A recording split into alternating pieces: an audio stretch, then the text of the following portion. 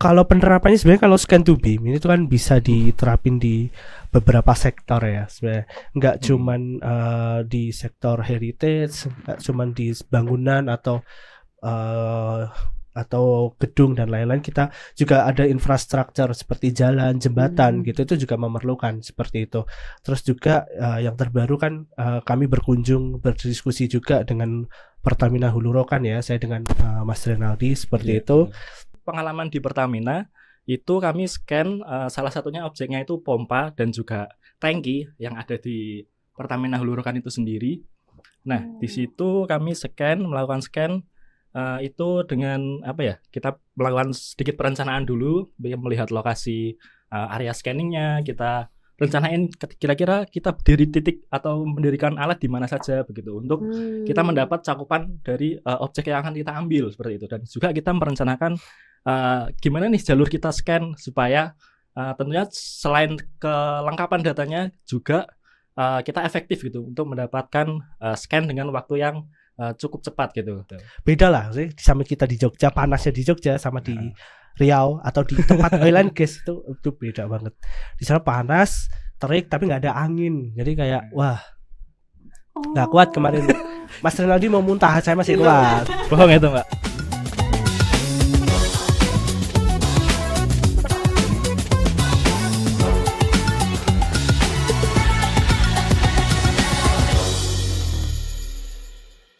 Selamat datang kembali di Medpod, Madava Podcast.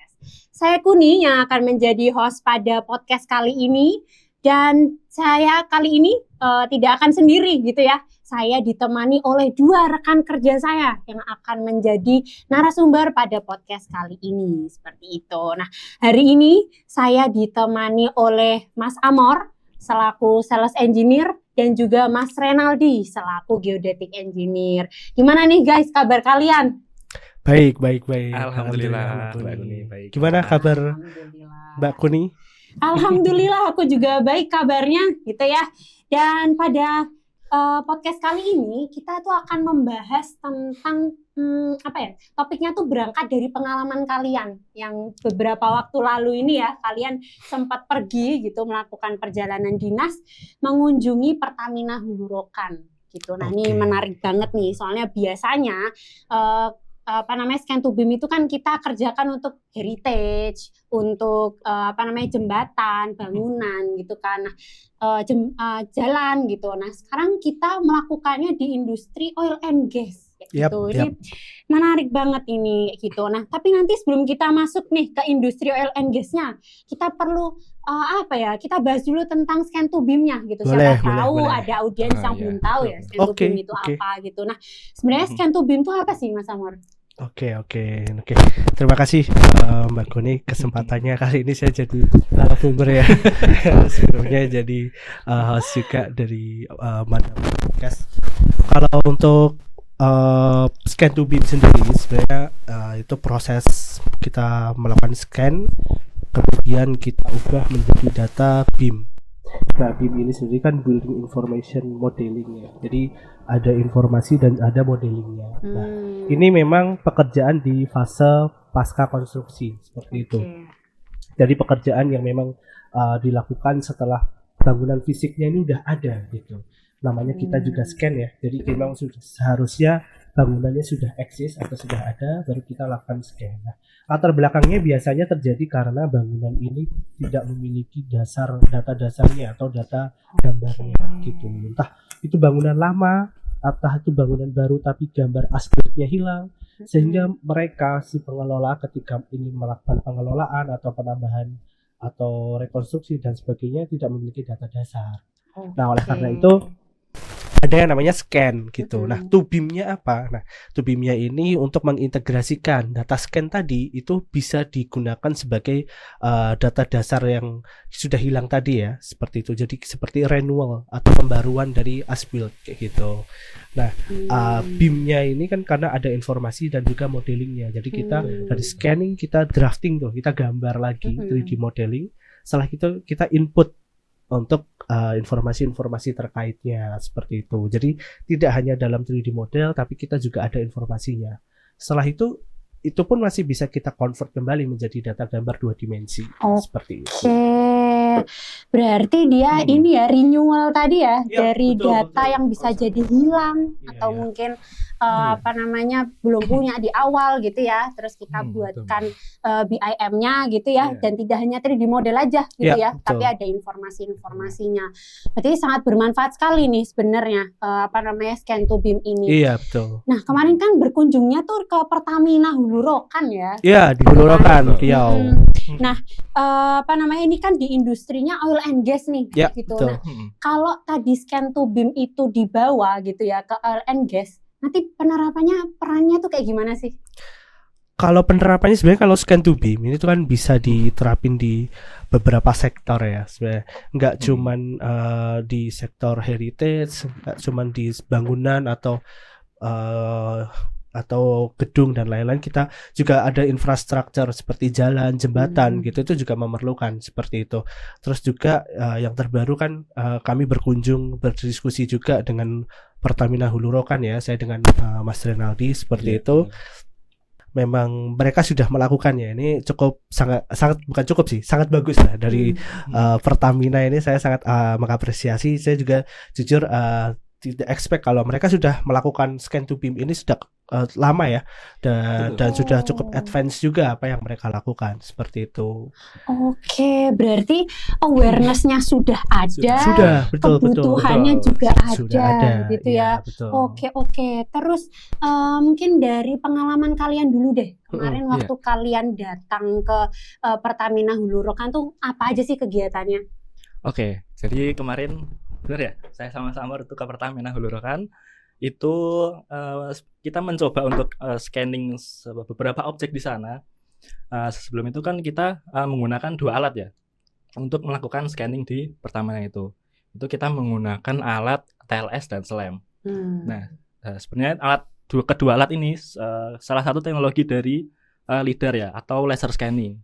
Nah, alat ini tuh mampu merekam objek secara 3 dimensi, menyerupai atau sebagai representasi dari objek aslinya begitu. Nah, untuk kemarin sendiri pengalaman di Pertamina itu kami scan salah satunya objeknya itu pompa dan juga tangki yang ada di Pertamina Hulu Rokan itu sendiri. Nah, di situ kami melakukan scan itu dengan apa ya? Kita melakukan sedikit perencanaan dulu, melihat lokasi area scanningnya, kita rencanain kira-kira kita berdiri titik atau mendirikan alat di mana saja begitu untuk kita mendapat cakupan dari objek yang akan kita ambil seperti itu. Dan juga kita merencanakan gimana nih jalur kita scan supaya tentunya selain kelengkapan datanya juga kita efektif gitu untuk mendapatkan scan dengan waktu yang cukup cepat gitu. Nah, kurang lebih kegiatannya seperti itu sih Mbak. Jadi kita melakukan scan untuk mendapatkan data point cloud dari objek yang ada di Pertamina Hulu Rokan itu sendiri. Oke. Berarti memang ini ya, bahkan apa namanya dibutuhkan perencanaan dulu biar nanti tuh bisa efektif gitu ya ketika apa namanya pengambilan datanya gitu. Kemarin berapa lama di sana apa namanya untuk scanningnya? Itu karena sebenarnya objeknya tidak terlalu banyak ya, karena sampel di beberapa lokasi itu kurang lebih 2-3 jam aja sih Mbak untuk melakukan scanning kemarin itu. Oke, 2-3 jam. Outputnya tadi berarti point cloud ya yang didapatkan ya. Oke. Nah, salah satu contohnya tadi yang di scan itu kan apa namanya kilang minyak dan pompa ya. Tapi kan sebenarnya nggak cuma kilang minyak dan pompa atau cuma kilang minyak dan pompa. Apa aja yang bisa di scan sebenarnya? Kalau yang bisa di-scan sebenarnya banyak ya. Oh iya, di oil and gas maksudnya. Kalau di oil and gas sebenarnya cukup banyak, kayak pipa itu juga perlu di-scan. Jadi semua utilitas yang ada di sana tuh sangat perlu di-scan gitu. Cuman mereka kemarin case-nya, jadi kan kita sebelum akuisisi di lapangan nih perkenalan perusahaan dulu, terus kita ngobrol dari kami itu bisa apa di scan to BIM, outputnya apa, apakah ada yang belum mereka penuhi. Sebenarnya ada beberapa ya terkait integrasi dengan GIS kayak gitu. Jadi BIM integrasi dengan GIS, modelingnya, terus mereka pengen real time untuk monitoringnya kayak gitu dan sebagainya. Banyak sih sebenarnya yang masih bisa kita improve di sana gitu. Dari data tersebut mereka tuh juga ada kebutuhan bahwa objek-objek yang kecil Misalkan kita sekali kan disebut sama Mas Rinaldi ada pompa ya. Mm-mm. Nah, ada pompa itu tuh ada beberapa objek tuh yang susah dijangkau. Jadi Oke. dari struktur si pompa ini Mm-mm. itu tuh ada beberapa objek yang susah dijangkau oleh TLS. Oke. Nah, hanya kita bawa 2 alat ukur, ada TLS dan juga SLAM. Gitu. Nah, SLAM ini fungsinya kemarin kami fungsikan sih, maaf bukan fungsinya ya. Kalau fungsinya banyak ya. Kami fungsikan untuk mengambil data yang memang susah dijangkau oleh TLS gitu. Nah, kemarin Mas Renaldi yang ngambil datanya. Jadi kita tadi sampaikan sama Mas Renaldi kan kita ada planningnya dulu gitu. Jadi kita Iya, betul. tahu nih, oh ini harus ambil pakai TLS, ini harus ambil pakai SLAM gitu. Oke, Nah, sangat menarik. Itu sih sebenarnya yang Ah. kemarin concernnya kayak gitu. Ah. Terus mereka juga ada underground mappingnya, butuh ya, Oh, butuh wow. underground mapping, Mm-mm. butuh aerial mapping. Jadi sebenarnya kombinasi nih. Iya. Udara, Iya. tanah, api, Iya. Betul. udara di upper ground sama underground gitu. Nah, betul. Oke, Jadi oke. memang apa ya? Kita kemarin juga menggunakan 2 alat itu salah satunya betul yang disebut Mas Amor ya, untuk Ah. saling melengkapi datanya gitu. Oke. Karena memang Betul. jika menggunakan TLS saja mungkin ada detail atau celah-celah yang tidak terjangkau oleh alat TLS itu. Oke. Jadi untuk alat objek yang seperti itu bisa dilengkapi dengan SLAM yang kemarin kita fungsikan SLAM seperti itu. Begitu, Mbak. Oke, Iya. oke. Berarti memang alat tuh ada plus minusnya ya, dan Iya, bisa betul, dikombinasikan untuk mendapatkan hasil yang maksimal gitu Iya. kan. Dan Betul. kemarin kita pakainya dua-duanya ya kan, Iya, biar iya. apa namanya hasilnya bagus. Oke, oke. Nah, tadi itu kan nyekennya adalah kilang sama pompa. Iya, Ya tank, kan? tangki, Oh, tank Tangki. sama Tangki. pompa Yap, gitu. yap. Nah, fungsinya buat apa itu di scan tuh? Oke, kalau fungsinya sejauh ini kalau dari mereka itu pertama mereka pengen dapat data positioningnya, position dari objeknya itu sudah pasti, karena kita kan scanningnya juga berdasarkan untuk koordinat existingnya, koordinat yang sebenarnya. Jadi positioning mereka dapat. Terus kedua kalau tangki itu sebenarnya volume dari luar gitu, volume tangkinya gitu. Oke. Jadi kan kalau di Pertamina atau di oil and gas ya, oil and gas in general itu tuh mereka punya tangki penyimpanan Iya. minyaknya atau hasilnya. Mm-mm. Itu tuh ada kemungkinan reduksi volume, entah itu setiap tahun, entah setiap beberapa periode gitu. Jadi Oke. mereka akan mencari itu pengurangannya itu berapa.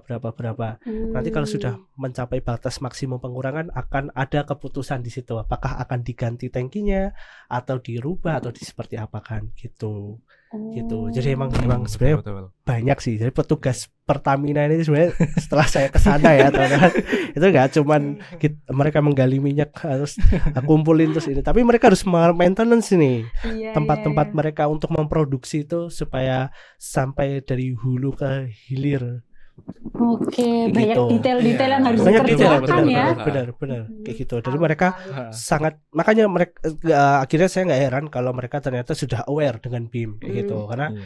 emang ya itu salah satu opsinya untuk mereka melakukan maintenance kayak gitu. Jadi tadi ada GIS ya mereka manfaatnya, terus juga ada untuk mengetahui volumenya kayak gitu, terus mengetahui kondisinya gitu, karena BIM ya.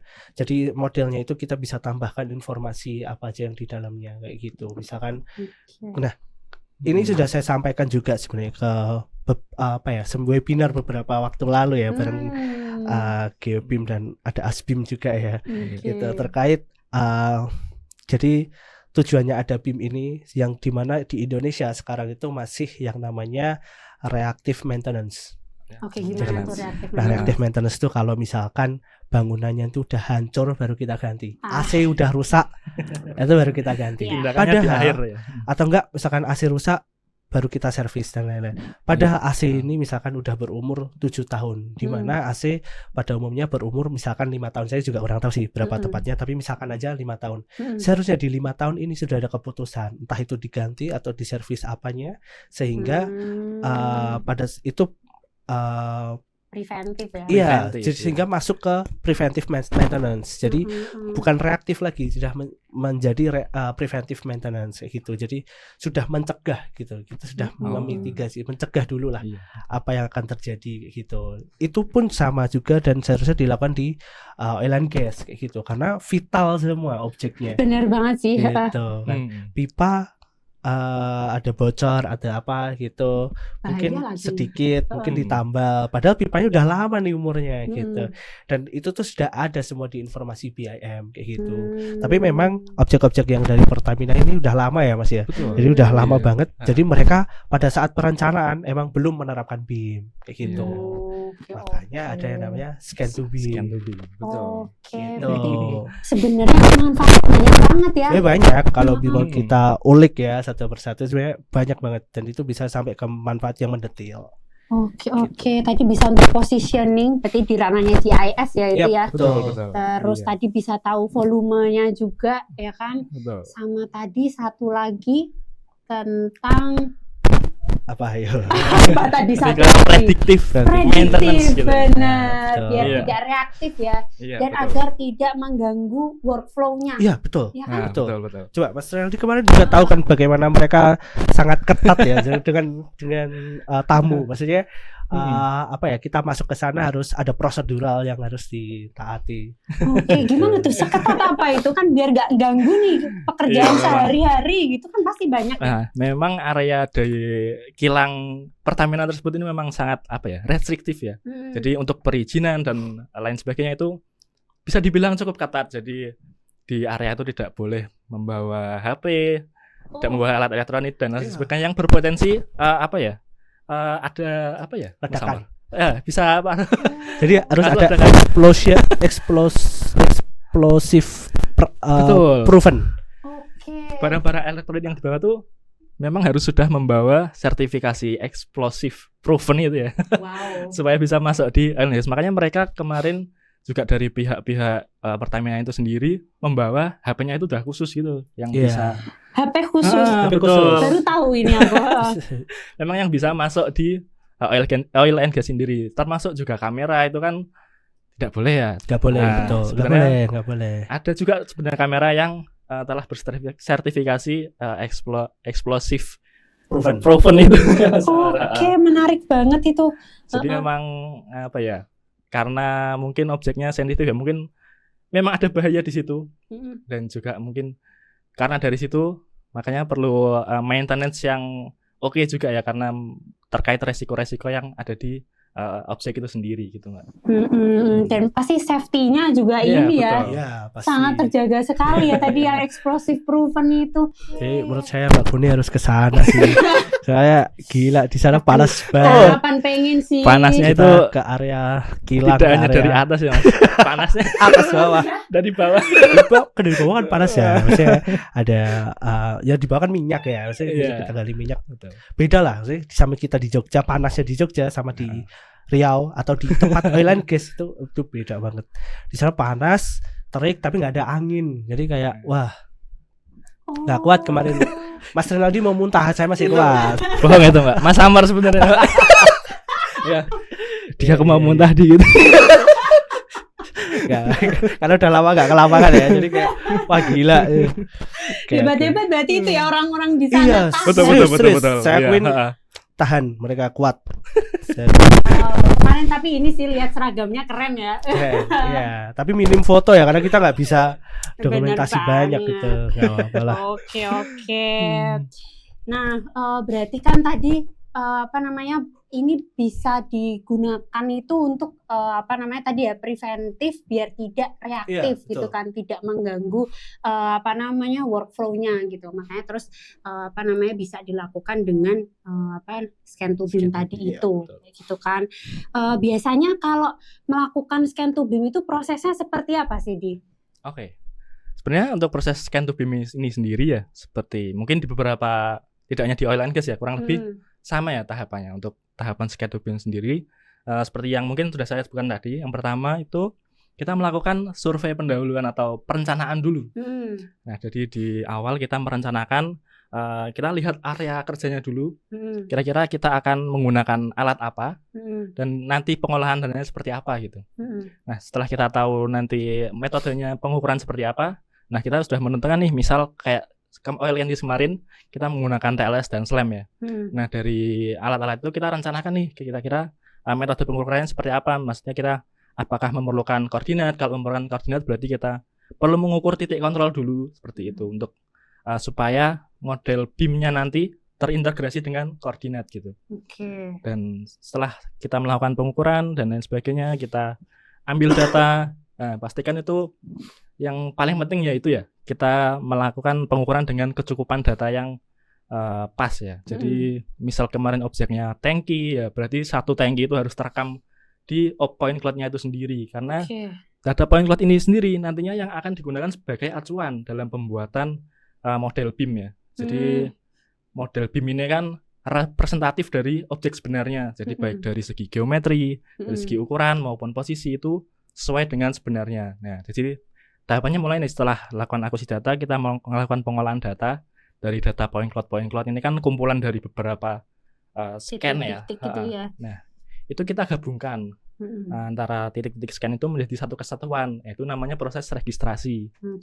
Nah, di proses registrasi itu yaitu menggabungkan antara berdiri alat di satu titik dengan titik yang lainnya, itu nanti menjadi satu objek. Misal tangki tadi ya berarti membentuk tangki gitu, Mbak. Kurang lebih seperti itu. Nah, nanti setelah menjadi point cloud satu kesatuan itu baru dilakukan proses modeling. Kita gambar manual dari itu ya referensi point cloud itu, kita gambar drafting ya yang disebut Mas Amor tadi. Nah, kurang lebih seperti itu. Dengan kita juga melakukan input untuk atribut-atribut yang ada di model 3D tersebut. Jadi model 3D ini tidak hanya sekedar model untuk visualisasi. Jadi ada informasi atribut-atribut di dalamnya yang digunakan sebagai untuk analisis selanjutnya. Kurang lebih seperti itu sih untuk proses scan to BIM, Mbak Tuni. Oke. Harus ada perencanaannya dulu, betul. ya kan, biar ke cover dengan baik, terus menghasilkan data yang baik juga untuk nanti dijadikan acuan data modeling kayak gitu kan ya. Dan outputnya kan berarti nanti ada 3D modelnya, ada informasinya, terus bisa ada gambar 2D-nya tadi ya. Ada apa lagi kira-kira yang bisa? Kalau di oil and gas namanya isometric. Oh iya, isometrik. Jadi itu yang bisa baca sih teman-teman oil and gas ya yang paham. Oke. Jadi kemarin saya disuruh baca sih, sebenarnya agak bingung juga. Mohon maaf ya ini teman-teman Pertamina Hulu Rokan deh kalau melihat ya. Jadi untuk saya disuruh baca, saya sih kurang tahu ya, kurang paham gitu. Jadi tapi emang bisa datanya kita convert kayak gitu. Jadi 3D model menjadi data isometrik kayak gitu. Jadi nanti akan menjadi panduan nih, saya sebagai panduan mereka untuk melakukan kegiatan yang di oil and gas kayak gitu. Jadi jalur pipa seperti itu. Piping road lah kayak dia alurnya kemana, routingnya kemana kayak gitu. Itu sangat-sangat memungkinkan gitu. Oke, berarti kan outputnya banyak, manfaatnya banyak gitu kan. Bener. Nah, kalau sejauh ini tuh sebenarnya penerapannya seperti apa sih di Indonesia itu di oil and gas? Oke, kalau penerapannya kalau sejauh ini ya, kalau yang diterapin oleh Pertamina itu emang sudah cukup advance ya. Jadi udah cukup oke lah. Dia udah sampai untuk tahap mereka juga sudah ada modelingnya ya, seperti itu. Seperti itu. Jadi mereka udah ada beberapa objek yang mereka sudah modelkan ya, seperti itu. Terus nah, tapi mereka masih ada kebutuhan tadi beberapa seperti GIS-nya seperti apa dan lain-lain ya. Yang mungkin bisa diintegrasikan dengan itu. Mungkin ada beberapa objek tadi yang memang susah di-scan ya. Seperti itu. Terus karena kita baru berkenalan dengan Pertamina ya, mungkin next ke perusahaan-perusahaan yang lain sih harapannya. Amin Mas, amin. Karena no offense, cuman kita bisa semuanya sih sebenarnya. Kita scan to BIM dari lidar juga bisa, atau dari drone, lidar drone bisa, dari TLS, dari SLAM, bahkan underground mapping pun kita bisa. Nggak ada tapi ya sih, kita bisa ke integrasiin ke GIS buat dashboard dan lain-lain itu juga bisa. Jadi sebenarnya kalau mau dicari optimalnya sampai ke apa, emang harusnya sampai ke preventif tadi, preventive maintenance tadi. Jadi mereka udah ada data-datanya yang bisa mereka gunakan sebagai acuan untuk maintenance gitu. Jadi bukan acuan untuk cari rute lagi sih, atau acuan untuk ngukur dimensi aja, tapi udah sampai ke maintenance tadi, well maintenance gitu. Jadi sampai benar-benar dimanfaatkan untuk pergantian objek kayak gitu dan lain-lain.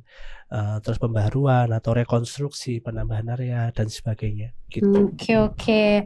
Nah kan kita udah tahu nih kebutuhannya apa Iya, betul, gitu kan. betul. Nah sebagai konsultan nih tantangannya apa nih kalau di industri oil and gas? Oke. Kalau tantangannya, kalau dari saya mungkin nanti Mas Renaldi punya Oke, sendiri. boleh. Pasti beda nih dengan Boleh. operator geodetic engineer-nya. Loh, saya geodetik juga, Oh, cuman iya udah deh. gak dalam. Saya sudah luntur ya ini ya. Kalem. Oke, kalau dari saya tantangannya yang pertama tentu saja update teknologi ya. Mungkin nanti Mas Renaldi bisa nambahin lebih detail lah update teknologi seperti apa. Mungkin itu yang menjadi tantangan. Kayak ada kebutuhan-kebutuhan, misalkan objek yang kecil. Kita kan objek saat ini kan bisa sih objek kecil, tapi kita nggak misalkan kita masuk ke dalam suatu objek gitu loh. Nah itu yang menjadi PR kayak gitu. Oke. Misalkan kita masuk ke dalam kilang, nah kilangnya nanti seperti apa? Apakah harus dikosongkan terlebih dahulu atau ada metode-metode seperti apa? Nah mungkin nanti yang bisa disampaikan lebih detail lah kayak gitu. Terus terkait tingkat jumlah produksi ya, misalkan penambahan jumlah produksi harus ada penambahan jumlah misalkan kilangnya atau apa. Nah tantangan sebagai konsultan tuh sebenarnya mulai sekarang memang sudah diharuskan menggunakan BIM jika memang ingin membuat kilang-kilang baru atau mungkin objek-objek baru yang berfungsi untuk kegiatan oil and gas gitu. Karena kedepannya karena kan memang BIM ini dimanfaatkan dari masa perencanaan. Jadi prakonstruksi kita buat perencanaan, desainnya, kita buat 3D modelnya sampai 4D 5D, masuk ke construction, kita input juga 3D 4D 5D, terus juga kita input juga nanti 6D ya, seperti itu penerapannya. Terus setelah jadi nanti asbesnya kita modeling lagi, kita jadikan 7D ya, atau asset management. Nah, terus nanti jika diperlukan kita scanning untuk objeknya yang udah jadi untuk meng-compare ya antara hasil desain dengan real existingnya seperti apa, apakah sudah sama atau belum.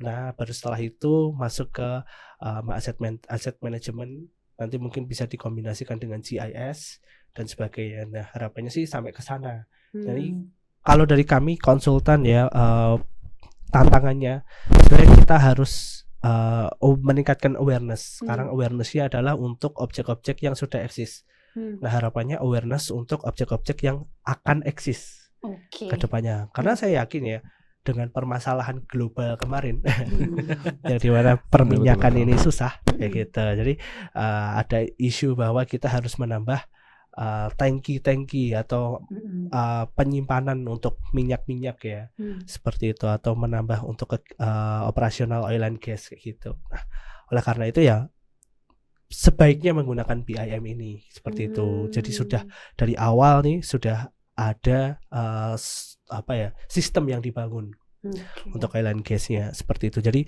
kedepannya tidak akan susah gitu, tidak akan seperti sekarang. Sekarang nih kayak kemarin ada harus suruh mencari yang di bawah-bawah dan lain-lain karena nggak ada gambarnya. Nah harapannya sih kedepannya memang sudah nggak ada yang seperti itu gitu. Atau ada pun minor lah gitu, nggak mayor. Itu sih kalau tantangannya. Jadi membangun awareness sebagai konsultan nih, karena udah ada awareness yang untuk objek existing, membangun awareness kembali untuk yang akan existing atau planningnya ke depan seperti itu. Itu kalau dari saya. Kalau dari Mas Renaldi. Kalau dari saya Mbak, ini sebagai operator lapangan langsung, mungkin sebagai konsultan juga untuk di industri oil and gas sendiri, mungkin nanti menyambung dari Mas Amor dulu ya tentang tentang safety-nya gitu ya ketika melakukan akuisisi data atau scanning itu kan. Misal tadi dicontohkan tangki apakah harus dikosongkan dulu? Nah, jadi memang objek di oil and gas ini cukup tingkat kompleksitasnya cukup tinggi ya Pak, dari misal perpipaannya itu kan tidak hanya 1-2 ya, kayak bahasa Jawanya ruwet gitu ya. kompleks. Kompleksitasnya itu cukup tinggi ya. Jadi itu satu tantangan tersendiri untuk melakukan bagaimana kita menentukan rencana metodenya, kita melakukan studinya seperti apa supaya data-data itu tuh tertangkap semua, apakah nanti kita perlu drone juga. Itu kan Kalau kalau misal objek-objek tinggi yang bagian atas kan tidak bisa dijangkau dari bawah, kurang lebih seperti itu sih. Nah, kemudian ada tantangan lagi mungkin ini ya, karena ini oil and gas ya, itu kan maintenance-nya dari berbagai apa ya, bidang keilmuan atau lintas disiplin gitu ya. Jadi mungkin dari konsultan juga harus memahami bagaimana dari sisi mekanikal, proses, elektrikal dan lain sebagainya. Itu kan karena apa ya, maintenance tersebut kan diperlukan ya dalam informasi-informasi BIM yang tadinya BIM-nya ke prediktif tadi ya. Nah, nanti informasi-informasi tersebut kan dimasukkan ke dalam model BIM-nya.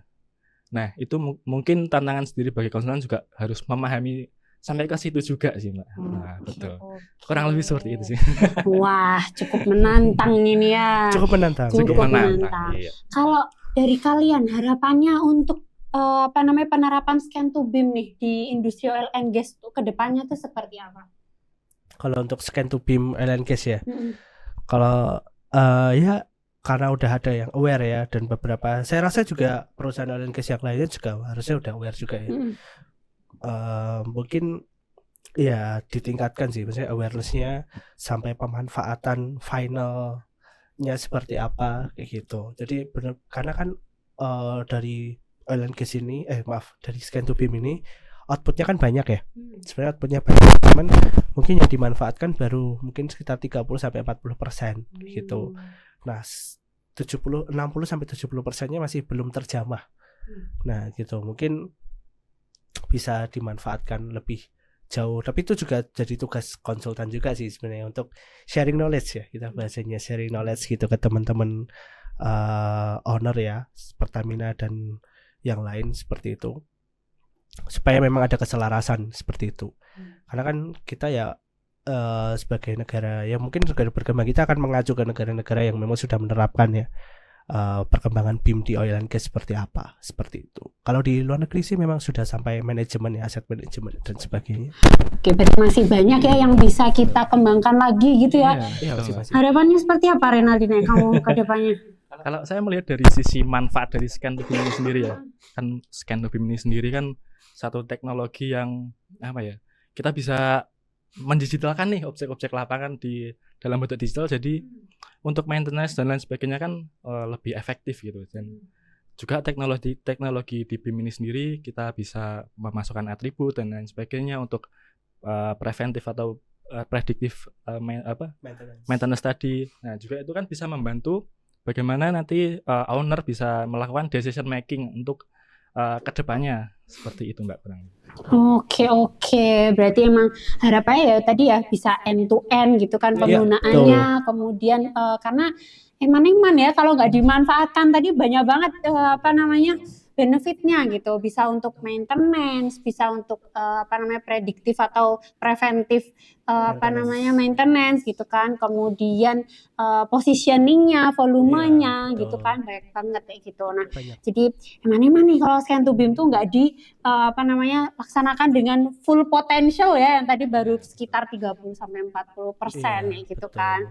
Nah, jadi harapannya bisa ini ya, ke depannya bisa lebih meningkatkan lagi nih awareness dan juga memaksimalkan full potensialnya seperti itu. Nah, memang bahasan scan to BIM ini kan sangat erat dengan GeoBIM sekali ya, karena kan ya memang di bidangnya GeoBIM gitu. Nah, sebenarnya kalau di Madava itu anak perusahaannya nggak cuma GeoBIM gitu, jadi ada GSP juga gitu ya di bidang survei pemetaan, ada juga spatial highlights di bidang media geospasial, dan juga ada ASBIM gitu untuk pelatihan geospasial dan juga konstruksi BIM seperti itu. Nah, jadi kalau Madava Persada Group ini grup yang memang fokusnya ya di bidang geospasial dan juga BIM gitu. Jadi pasti nanti akan sangat berkaitan dengan satu sama lain seperti itu. Nah, silahkan bisa di-follow media sosialnya gitu ya.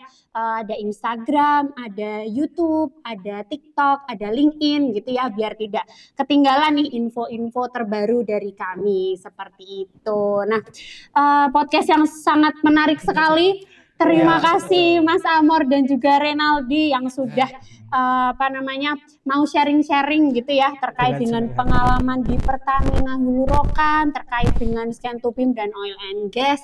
Sangat menyenangkan sekali. Saya juga sangat berterima kasih ya podcastnya, dan kita cukupkan. Terima kasih teman-teman. Bye bye, sampai jumpa di podcast lainnya. Bye.